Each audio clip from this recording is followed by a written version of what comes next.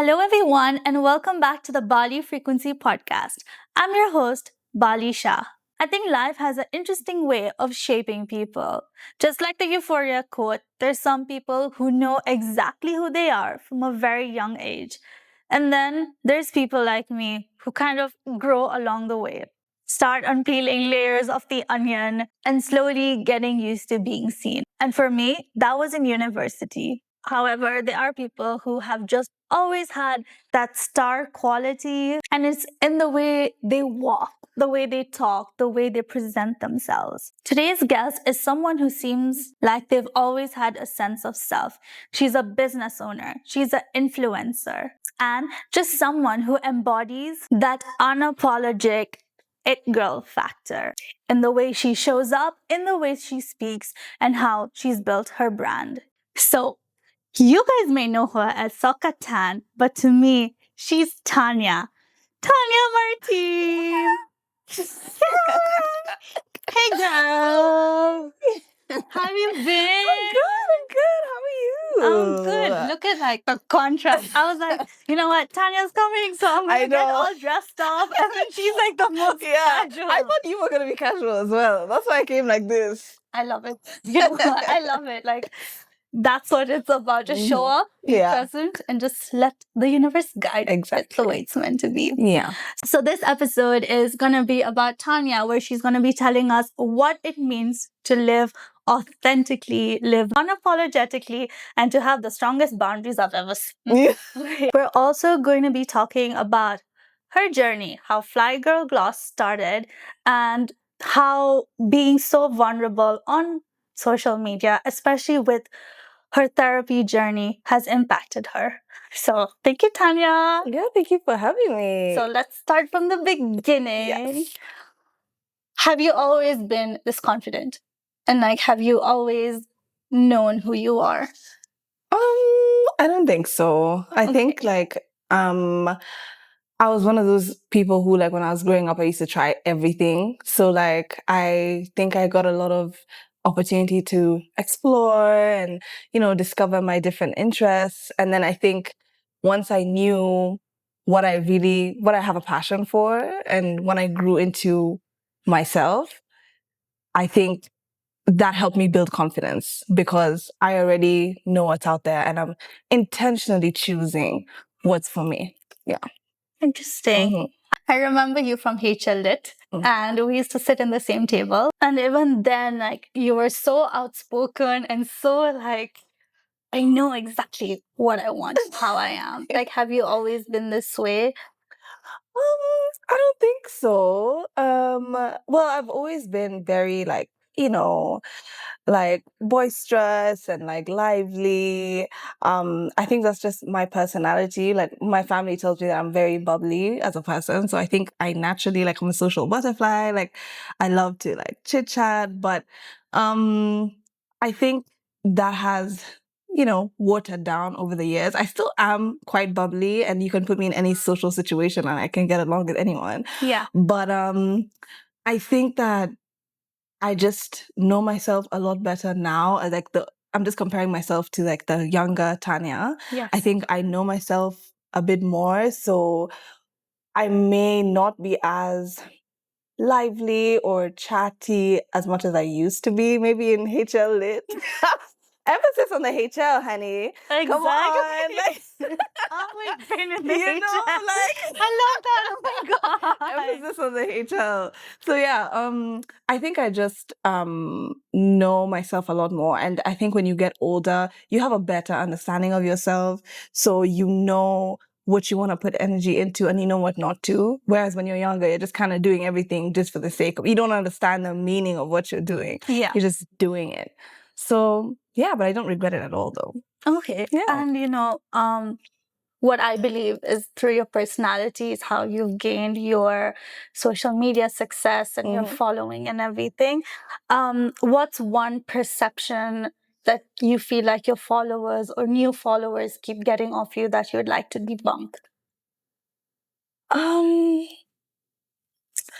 Yeah, I definitely think this is a perception mostly for new people, because once I think you you follow me for a while, you realize that I'm such a joker. Like, I love to joke around, and people take me so serious sometimes when they don't understand me properly. They take me so serious, and they get offended by some of the things that I say. But people who have been following me for a while, they know I'm just joking most of the time. It's really not that serious. Like, I love like lighthearted stuff. Like, I hate talking about like, really like deep and moving. That's okay for other people. But for me and my page and my stuff, I love to have fun and joke around and just like have a good time. Like, that's my vibe.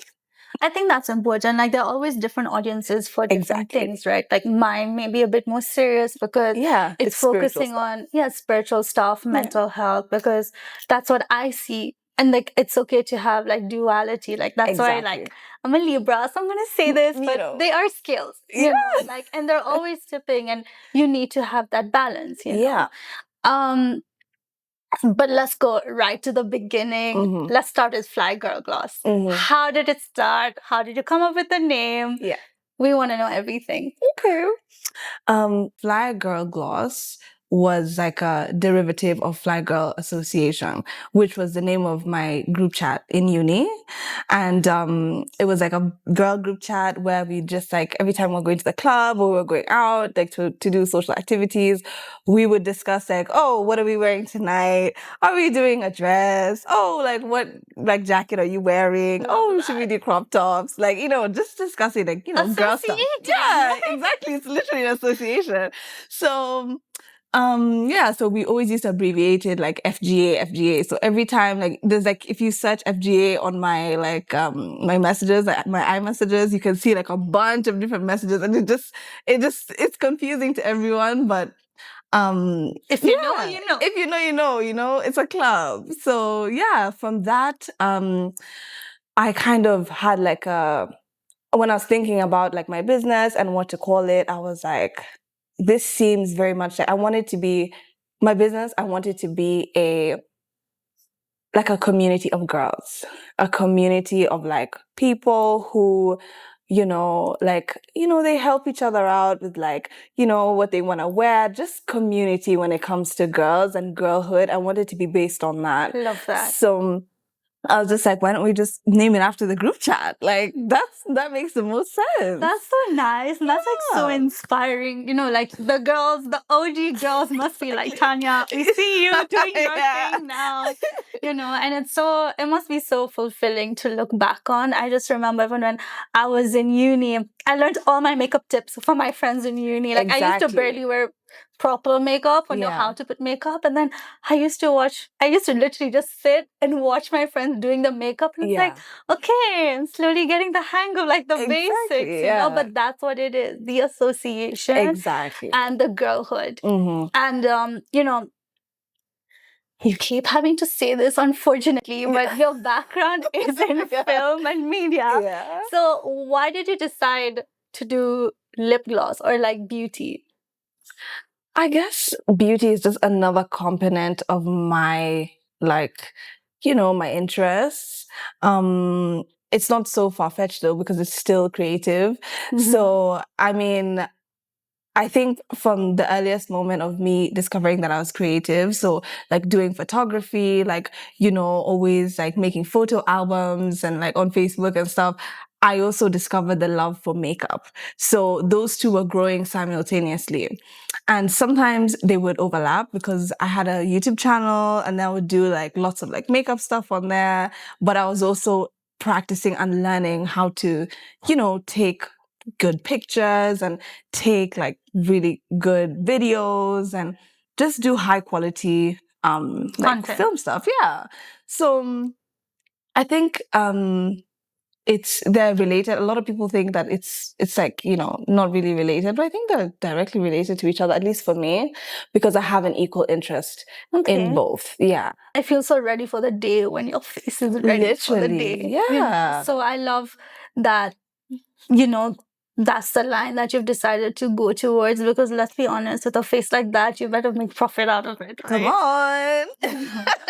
So do you feel like you've ever been in a stage where you feel judged, either for how you present yourself, how you dress, what you do, and how do you tackle that?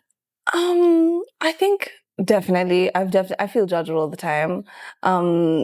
Especially when it comes to social media. I feel like when you're online, you're naturally gonna face judgment. Like there's always gonna be somebody who thinks that they're better than you, or you didn't do it properly, or you did it like this. Like they always think like what you're doing. They always have something to say about what you've done. Obviously that doesn't drown out the positive voices. So I always have more positive than negative, which I'm very grateful for. But yeah, I think one thing that I can say that I've definitely been judged for is like my sense of style. I think I do have a very revealing, or rather used to have a very revealing sense of style. Like I love to show skin. I mean, you know, I love to show off my body. Like that's just what I like. That's the vibe that I like and I enjoy. It makes me feel good and confident. But especially because we live in a very conservative society. Like Kenya is and African, people are generally very conservative, and like they perceive revealing clothes, in a particular way, and not really a sense of expression. Yeah. So I think in that way I did feel judged. But that doesn't really bother me. Like I used to wear really short skirts whenever it was like a non-uniform day in high school. And my mom told me like, go ahead, like just wear the skirt. And if they send you home, they send you home. And I did get sent home multiple times. But the point is, you should always put what you think of yourself first. So think about if you like the outfit, that's the most important thing. Are you confident in what you're wearing? Exactly. That's the first Are you thing. confident with what you're wearing? Does it make you feel good? That's all that matters. The way people perceive you out there, that's not your responsibility. So, yeah. I love that. I think also like your early 20s or like after you finish uni, that's the time where you're like experimenting and you're trying to see, what is it that you like or what you don't like. And you know what, when you're 80, you wouldn't be like, oh man, I was all covered up. Yeah. I had this body and I was all covered up. Like when else? This is the perfect time for you to be experimenting and doing all the wild stuff. You're young. That's what you're supposed to do. Yeah. And then like when you get older, you're satisfied with your life because you know that you did everything that you could have done. And I think that's like such an important thing to do. Even with the pod, I was like, you know what?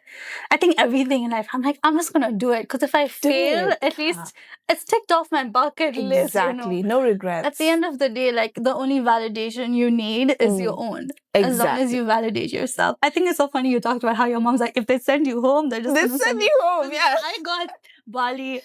Is this a fashion? Are you going for a fashion show to school? And I was like, both. Yeah. We know what Spirit Week looks like. It's called Spirit Week for a reason. Honey, okay, the world is your runway. So go ahead and dress the way you want to dress. Exactly. Like even with everything, I just feel like people will talk regardless. Might as well do what it is you want to do. Exactly. And the right people will find you. Like for you, the right opportunities. Opportunities will find you. Or the right friends will find you. Or for you, even like the right stylist will find you. Will be like, you know what? I want her to wear my clothes. Exactly, yeah. And that's exactly what happened with the brands that I was working with, or rather that I still work with, like PLT or Poly. Like That's incredible. Yeah, I always collab with them because I'm confident about my style. If I had taken to heart what people had said about me and, were saying about my sense of style, then I would have never gotten those opportunities. Yeah. So... I love that. I'm so happy for you. Thank you. So you were in an article with your sisters and your mom, and you're all entrepreneurs. So how has having this type of female support shaped you into the person that you are today? Yeah, I love this question. I actually love that article that came out the other day. It was really, really inspiring. Like even though it was myself, even though it was about me. I love that. Listen, you're not gonna hype yourself up. Exactly. Who's gonna do it? Like you gotta be your first fan. Yeah. So Yeah, I think being surrounded, well, watching my mom growing up, it's like for me, it kind of showed me like the possibilities of what a woman can do.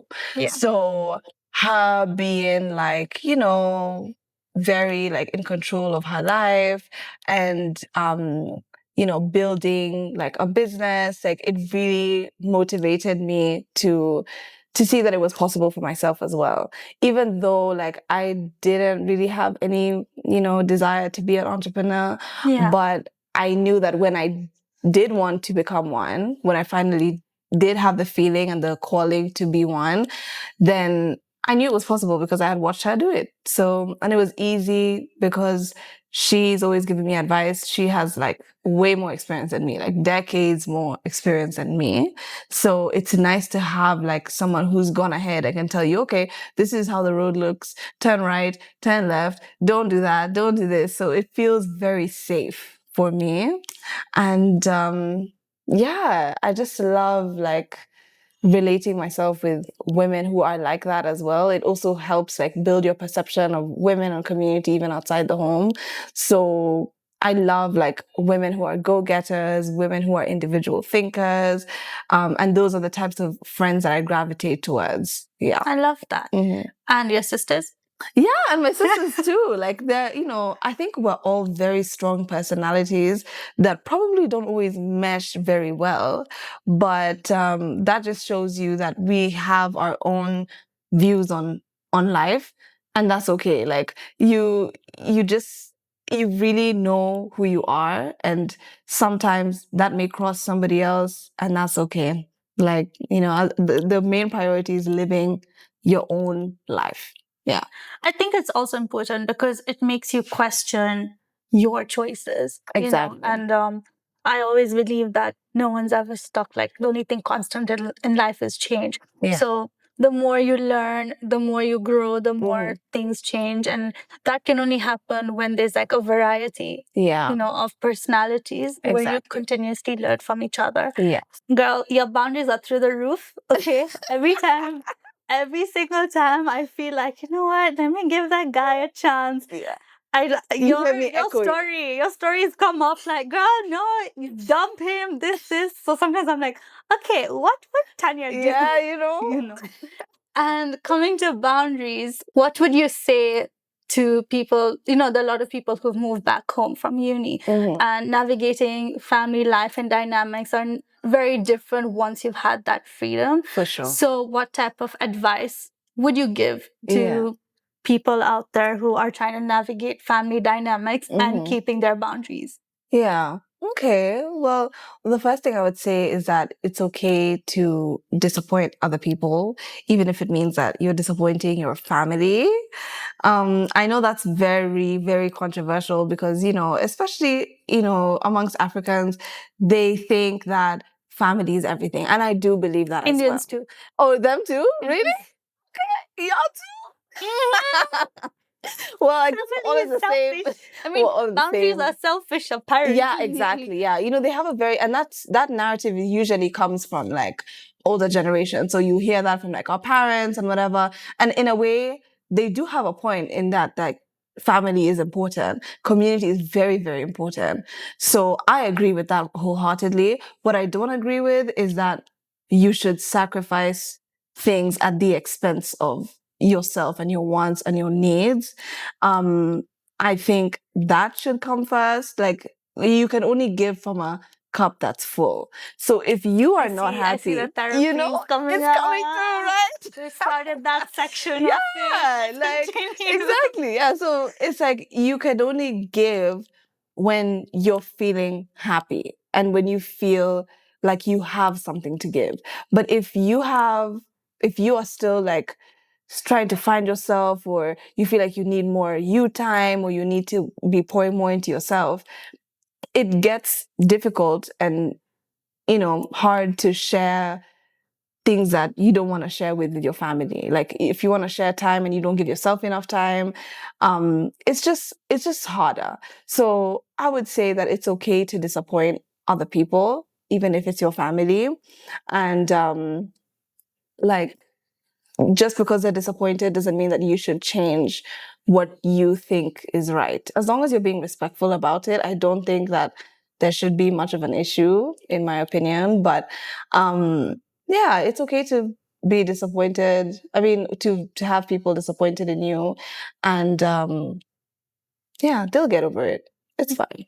Because I also feel like even if you make the wrong decision, it's still your decision that you made. Exactly. And so it was supposed to bring some sort of growth from it. Like you were meant to learn whatever lesson it was. Exactly. And also it also brings out that individual side of you. Yes. You know, when you're too dependent on your parents, like in terms of your opinions or your friends or certain, like obviously they care about you. That's why they're protecting you. Or they're sharing certain information. But if you're too from a toxic situation, you can't, like just try and see it from this way, you know, or like, again, just playing devil's advocate. And in the end, it does help because they snap out of it or the dynamic is handled differently or the situation. But if you're too, not reliant, but attached, then it causes like a drift or 100%. like family trauma or like breaking curses or family curses or whatever. Like it's only possible because you're making a different decision than what your bloodline has made. Right? And I don't know if you are like the last born child. I'm the only. Your only child. Okay. In that case, it's just me, myself, and I. Okay, well, let me speak from a last born's experience. Okay, so from a last born's experience, I think we're usually the ones who, like, we don't just comply for the sake of complying. We're asking, like, why does this make sense? And we're not just gonna be asked to do something and like, yeah, immediately we'll do it. And that's what, so, and that's what like maybe older generations do. Like, I have millennial sisters, so they do find it easier maybe to just comply to doing things rather than questioning and analyzing before doing it, which I can understand as well, because I've done that sometimes also, but that's not my default necessarily. I think I have it in me, and last ones have it in them to just question, like, why is this right? Yeah, like, why is this right? You know, they have a bit more boldness in like asking for what they deserve and like being more like, that doesn't make sense. Like, why are we doing that? You know, I don't think they're scared as, you know, as much as previous generations were to ask those questions. I'm also a Gen Z. So, I mean, you know, we have it in us to be a little bit, you know, like go against the grain. But I feel it's also important because it is curiosity, right? Exactly, yeah. Like the amount of times that my grandma will tell me, oh my God, we have to do this ritual. You have to go to this person's house. And I'll be like, why? Like, exactly. Like, not the why do we have to go to their house, but like, what's the significance? What's the importance of what we're doing? Because everything's interesting in the world, right? Yeah. And she'll just say, I don't know, because I was just told, like, she wouldn't say it, but like, for her, okay, my grandma, even my mom sometimes, like, at their time, they were just told, you have to do this. And you just say, okay, and you do it. Exactly. Right? And it's like, it's not that I don't want to do it. I just want to understand. Yeah. And I think when you ask questions, a lot of, especially older generations, take that as an offense. Like, it's like, it's offensive. Yeah, they take it as talking back. So it's like, it's offensive to them that you're questioning something, even though it's not from a point of being rude. Like, I promise I'm not being rude and I'm asking, like, why do we need to do this? I just want to understand why it's important, unless you don't know the meaning either, and that's why you're getting defensive, you know. So maybe that's probably the reason why most of the time. But like, yeah, it's really just out of curiosity, and I just feel like older generations are not very like accommodating and patient enough to like sit down with us and understand, like, to make us understand the importance of things. No shade. Okay. You need to do that early. And that's what people fail to understand.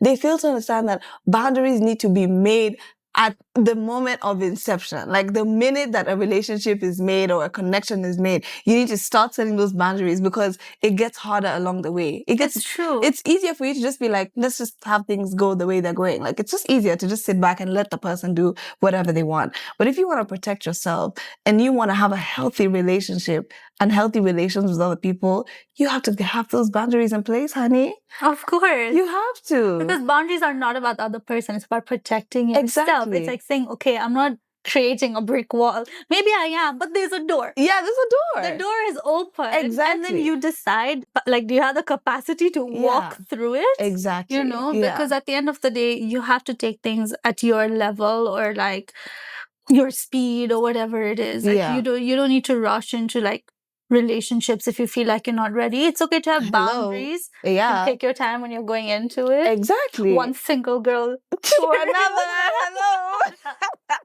And also another thing that I've realized is that people perceive boundaries as like, oh, I don't, she doesn't want me here. That's why she has all these, whatever. But it's actually, if I'm communicating to you what my boundaries are, it's because I want you around. And so I don't want you to step on my toes. I don't want anything to go wrong. Yes. That's why I'm communicating with you that this is what is acceptable. This is what is not. This is where I feel like you're doing too much. I do that because I want you here. It's not because I don't want you around. If I didn't, I would just ghost you. Exactly. I wouldn't care about communicating that with you if I didn't care. Time of day. Exactly. Like, come on. No, it's so important and it's so true. And then you decide, okay, if you want to, like, because people really want to test your boundaries and see how far you go. Exactly. And then, you know what? They say that women in particular, like, they suffer the most, or the rate of autoimmune diseases are more in women than men. Why? Because they keep things inside. Because they keep it on inside. Yep. They don't stand up for themselves. Yeah. And like, I was told I am high maintenance. And I'm like, no, I have standards and I have boundaries. Exactly. Because I don't want to be played with, because your girl's a lover girl. And she's had a heart broken way too many times. I know, yeah. So I'm protecting myself. It 100%. Has nothing to do with you. Exactly. And I think a lot of people take boundaries very personally. Like, they think that it's special for them to be able to mistreat you. It's like, oh, I get a I get a pass. Yeah, I get a pass to mistreat you or to pass your boundaries or cross your boundaries because I'm special to you. That's what they perceive as special. But there's nobody on this planet who is special enough to cross my boundaries and get away with it. Amen, it's not gonna happen. It's not gonna happen, honey. Keep telling yourself that. Yeah. And by the way, when you're dating someone who has like high self-esteem, and not just dating, but relating with people who have high self-esteem, they understand exactly what boundaries are. Yeah. They understand that people who love themselves and people who want healthy relations with other people, they have boundaries in place. Yeah. But if they don't like themselves, they also expect you to not like yourself. And so why do you have boundaries and yet I don't? You know? That's a you problem. That's a you problem, honey. Don't project that on me. Go to therapy. Go to therapy. Go to Dr. Prashna. Go to Dr. Prashna. She'll sort you out. Yeah. Speaking of boundaries, how do you protect yourself from being so visible online? I think just not internalizing maybe negativity or positivity as well. Because I think it's negative both ways. Like it's a bad thing for you to internalize or be over reliant on validation online. But it's also bad to internalize negativity as well and the bad things that people say about you. So if they go down the same drain, then that's great, because it means that to you, what's most important is yourself, what you think of yourself, and what the people who you care about think about you. That's what's most important. And that means that you have a good grip on reality. Online, yes, that's you as well, but maybe it's just a part of you that you're showing other people. And sometimes people's opinions, most of the time, are not actually completely accurate. So you can't internalize them, whether they're positive or negative. True. Yeah. Damn, I needed that. You needed it. Yeah, because like I suffer from it. Like, I feel like, okay, I really want to post and blow up my page. And then suddenly like that fear of being seen creeps in. Yeah, I know. You know, so it's a very back and forth. And also just starting the pod. I've been told that it takes a lot of guts or like bravery to do what I'm doing and talk about the issues or like the subjects that I do. And so it's just something that I'll keep in mind to keep going. You know, something my therapist tells me is like, you know what, buddy, the right people will find you. And the ones who don't can, not verbatim, but can just fuck off. Exactly, yeah. You know? It's okay if it's verbatim too. I wish it was. Whoever's watched the episode of my therapist knows she would never see. Yeah. She's like an angel. She is an angel. I love her. You know. But like it's just like, don't focus on you, and whoever's meant to find you will find you. I agree. And for anyone who wants to start influencing, what advice would you give them? I would say focus on your craft and focus on what you like to do. I think that's the highest priority because number one, that's the most sustainable, because even if you build a page off of something that you don't even like to do, eventually you'll feel burnout. You feel like you don't want to post anymore because you're not doing something you like, you know. So it's not really sustainable. And then if you change it, then it'll be like your audience followed you for one thing and now you're showing them something else. But if you are doing something that you like from the beginning, from the get-go, even though it's not really like nobody really technically cares about it right now, that's fine. But people will eventually find you and your audience will eventually grow. And there's always like a niche, especially in today's like, you know, landscape of social media. There's an audience for everything. I see the weirdest things online these days and they have like lots and lots and lots of like attention. So yeah, like there's always like space for you and just carve out your own little space in the internet. Yeah.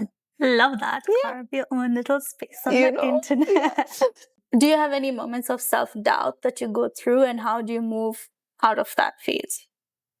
Yeah, I think I definitely have moments where I don't really 100% feel like I know what I'm doing, or I'm not sure about like whether this is the right move or not. But I think just being okay with making mistakes, first of all, and being forgiving to yourself. Like I make mistakes all the time and it's okay. Like it's fine. Like, you know, you just learn not to do certain things, or you learn that, oh, maybe that wasn't the right thing to do, but don't beat yourself up about it. Like it's not that big of a deal. I'm a human being. And as long as you're alive, you're always going to make mistakes and you're always going to have doubts about things. So that's fine. And I think the best thing to do though is to always like learn from them. Don't keep doing the same thing over and over again. Just keep learning and keep doing things the way, if you know to do something better, do it that way. Yeah. Cool. Internalizing, processing. Yeah. Nuggets of wisdom, You know, come on, we're dropping them today. Exactly. Yeah. What made you decide that you're no longer going to shrink yourself for anyone else, for anyone?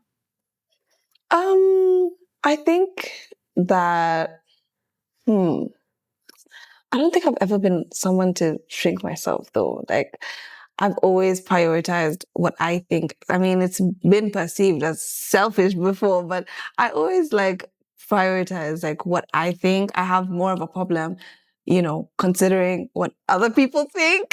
That's my problem. So it's maybe the opposite of what people usually have an issue with. Yeah. But yeah, like I don't feel like you need to shrink yourself around people who genuinely like you or who genuinely care for you or care about you.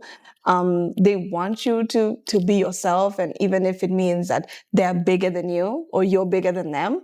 So yeah, I think yeah. You just be. Yeah, I'm just being me. Oh, I love Yeah. that.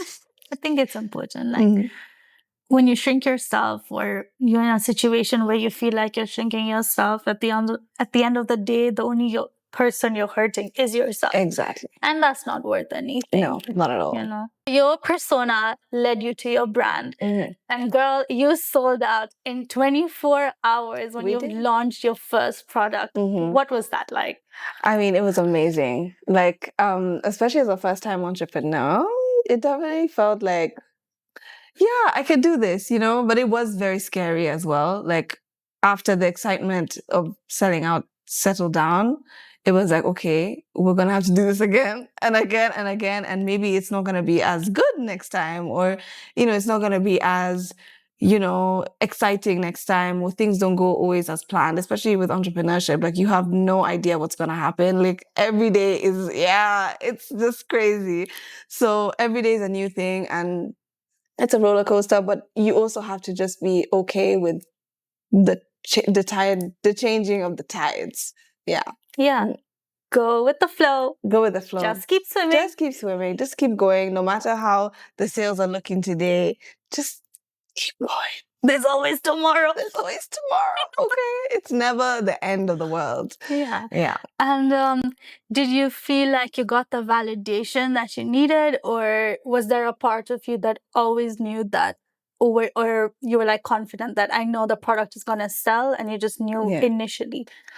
I never knew that. It was a complete surprise that it sold out.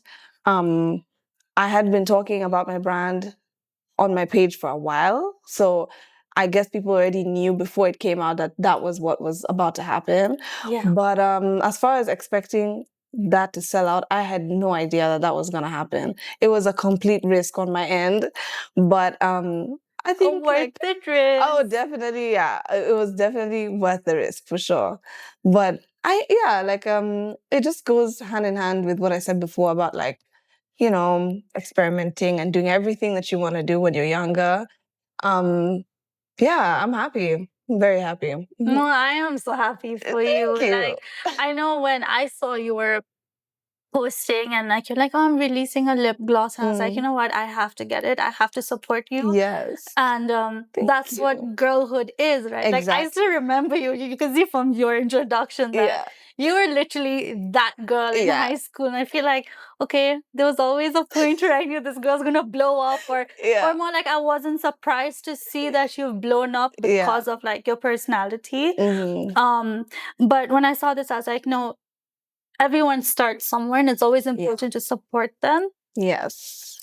So I was listening to an episode yesterday, like a podcast, and Cardi B was talking about her new hair care brand. And when she was talking about the strategy, she was talking about how, okay, I don't want people buy the first time to support you. But will they keep buying it? That's the question that you should be asking. And I can 100% tell you, when it comes to Fly Girl gloss, you don't need one, you need like 5. Because I'm taking my time with the lip gloss because I just don't want it to finish. It's so good. I know, yeah. I mean, it was important to me that, like, you know, when you're putting your name on something, it's like, you want it to be good. I want it to be good.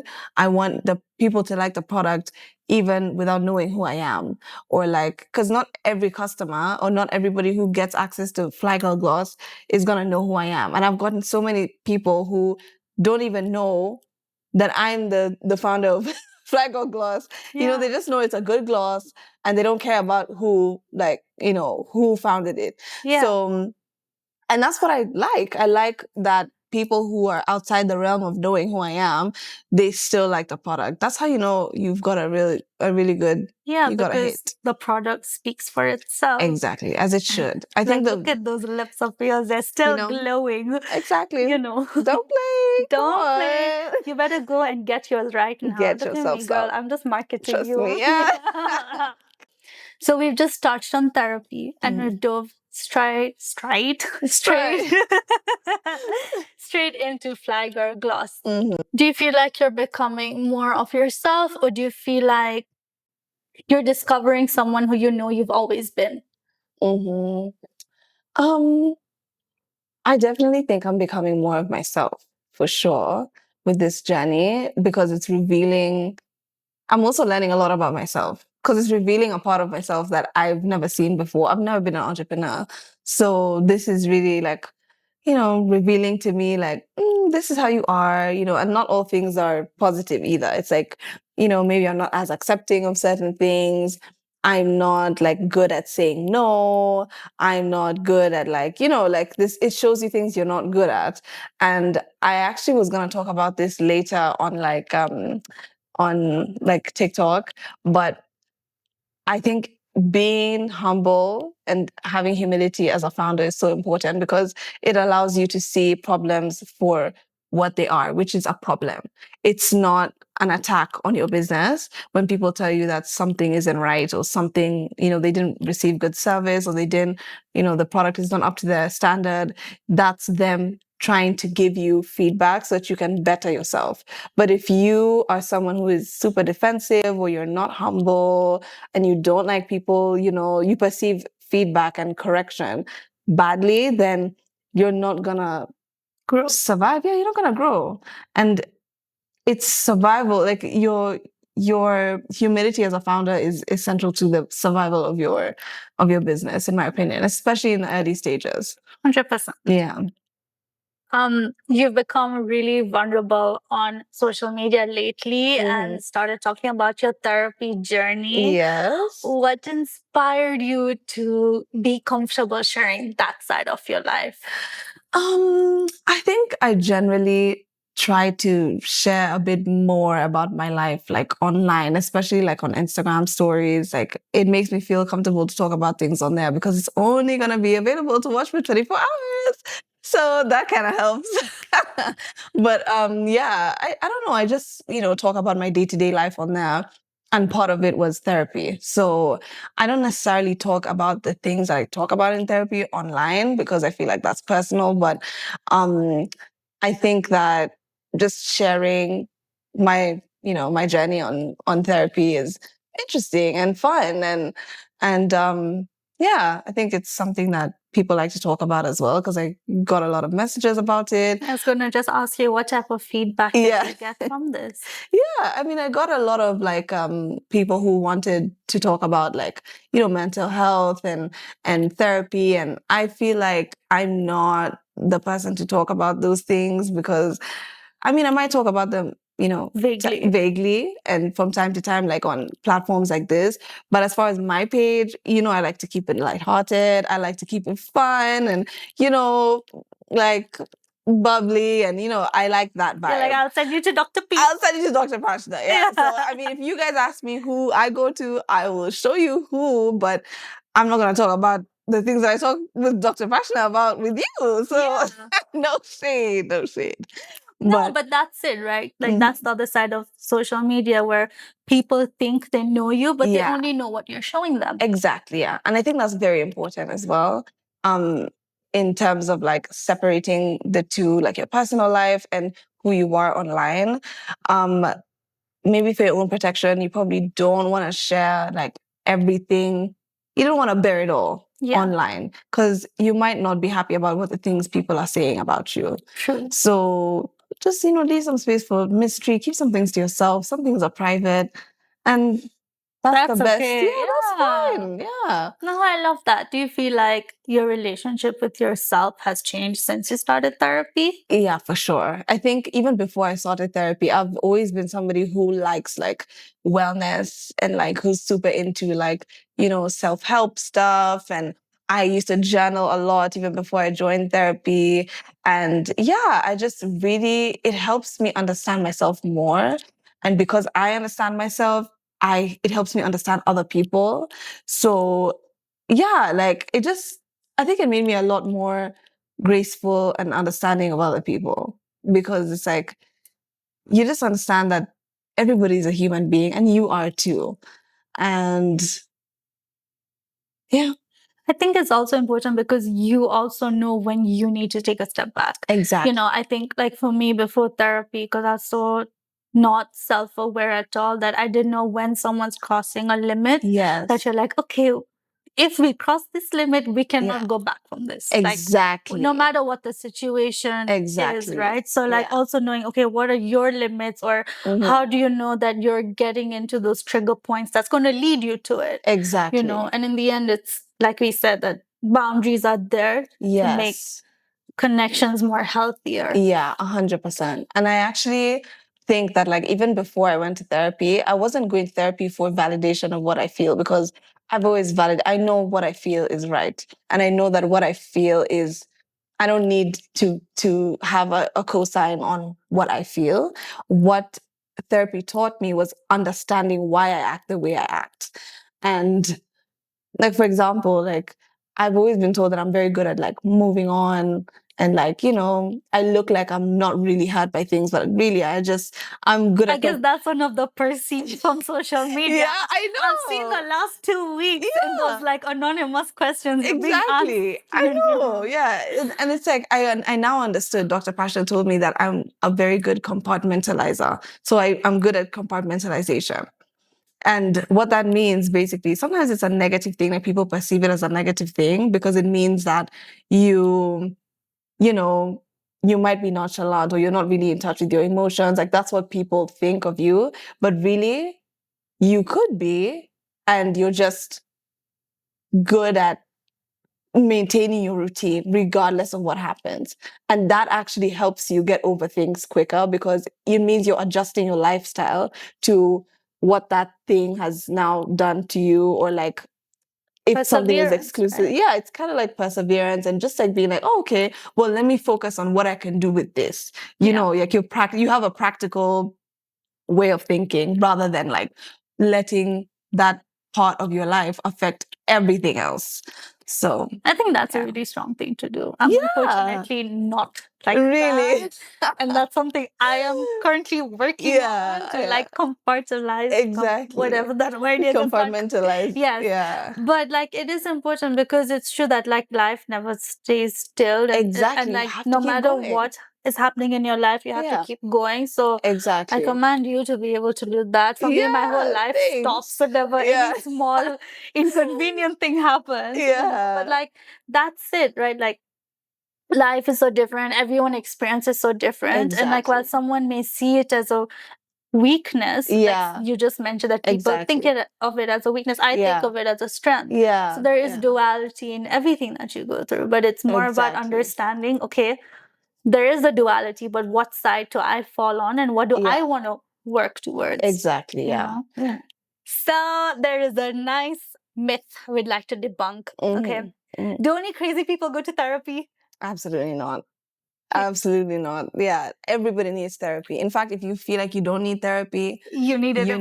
Yeah. It's when you feel like you know everything, that shows you that you don't really know much, if you feel like you know everything. So yeah, some people take it as an insult when you tell them, hey, have you tried therapy? But it's not an insult. Everybody needs it.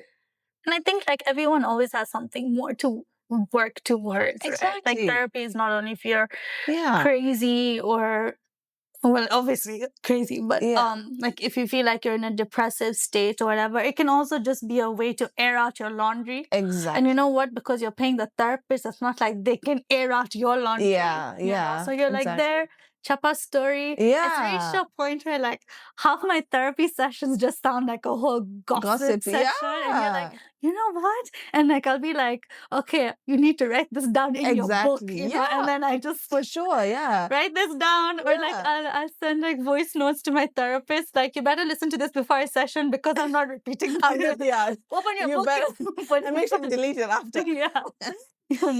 But like, so you've caught up, and then you'll continue from there. So I guess it's also like your relationship with your therapist is the most important, but it's very eye-opening to just see like your patterns or what you want to keep doing, or just seeing a new perspective on life and what there is in life. Exactly. Especially because life is continuous. Like things never stop happening. So you always, it's nice to have a sounding board and someone who can guide you through it, someone who can help you unpack things, because with no judgment as well. And no bias. And no bias. They don't know you personally. I mean, they could know you personally, but like, I prefer to get therapists who don't really know me. So, yeah. Okay, now going back to your brand, what is your long-term vision for Fly Girl Association? I think my vision for Fly Girl Association is to initially it was expanding our girl group chat to like a business. And I think just continuing to grow that community and to create like, girlhood amongst like all the Flagger Gloss customers. That's what I want to do. I want to invest more into that. And then obviously do more products. It might not even be Flagger Gloss anymore. It might be other Flagger stuff, but who knows? Dude, I fell for your April Fool's. For my April Fool's thing. So I was like, okay, I guess so. Yeah, what's going on? Inclusivity, like whatever, Hell no. like power to Tanya, whatever she wants to do with the brand. No. Not that. Yeah. Not that.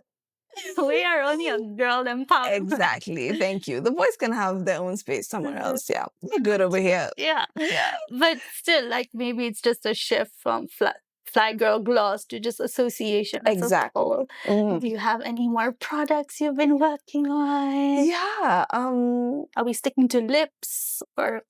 I don't know. We might migrate. Oh, We might do a little something else. I don't know. We'll leave it to the universe. Yeah, let's leave it to the universe. Who knows? Yeah. I love that. And okay, last question. What advice would you give to your younger self? What advice would I give to my younger self? I don't think I'd give her any advice. I think she did really well and she did her best. And that's really all that matters. If she did not do what she did, I would not be where I am right now.